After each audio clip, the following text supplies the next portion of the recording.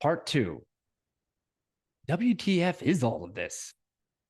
In the book Conversations with God, which was God talking directly through and to author Neil Donald Walsh, God offers a revolutionary explanation for why creation exists at all, one that challenges conventional religious doctrine and invites us into a deeper understanding of our purpose. This book, validated by Bashar and many of my mentors, aligns remarkably with Campbell's scientific LCS framework, the Law of One channel material, and Michael Newton's Journey of Souls hypnosis research, among countless other sources. I chose these three because they represent different methodologies: channeling, science, and hypnotic regression, yet all converge on similar truths about existence. For brevity, I'll reference only these core materials, though they represent a much larger body of work on this subject, along with my own experiences and teachings from mentors. It's worth noting that condensing the nature of the entire universe into one chapter is admittedly impossible. I've left out infinite amounts of information and focused on the essentials I wish I'd had after my psychedelic journey to help make sense of it all. Like much of this book, this is meant to get you started. I'm not claiming to know definitively how the LCS works. As Campbell often says, we aren't designed to understand much of the workings of the universe with our finite minds, no matter how enlightened someone claims to be.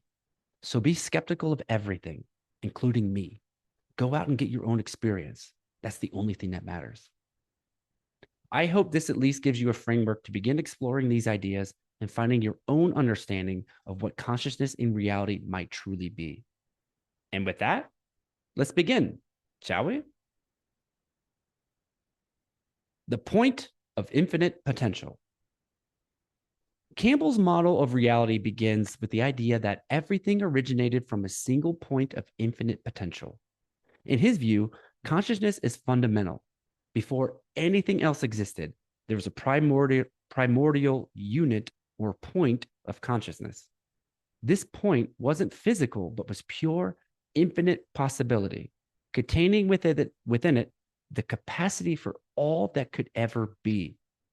Campbell likens it to the starting point of a virtual reality simulation, where every outcome lies latent, waiting to unfold. For Campbell, consciousness is, again, awareness with a choice, not passive noticing, but active engagement that combines perception with decision. Without both, he argues, the LCS cannot grow. Consciousness is not a byproduct of the physical universe.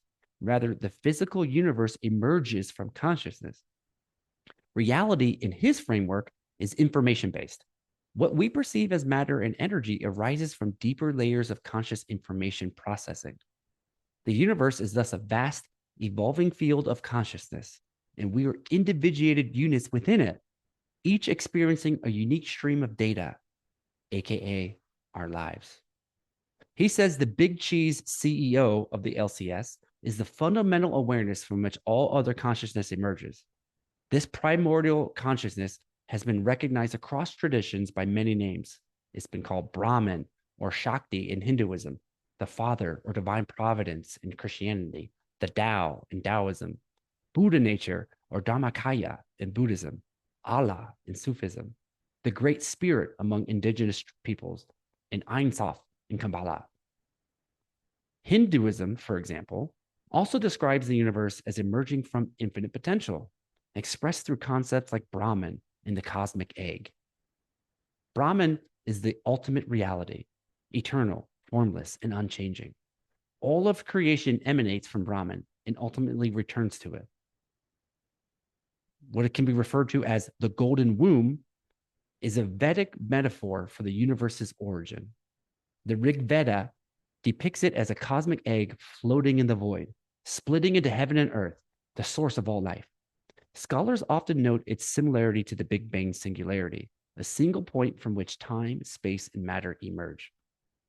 The Nasadiya Sukta further describes creation arising from an undifferentiated state.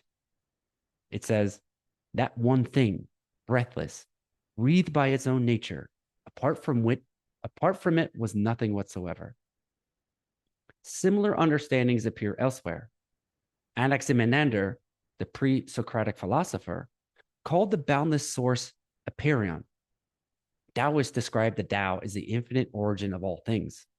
In Judaism, Christianity, and Islam, creation accounts often depict God bringing forth the universe from primordial chaos, later interpreted as creatio ex nihilo, creation out of nothing, though the earliest texts portray it more subtly.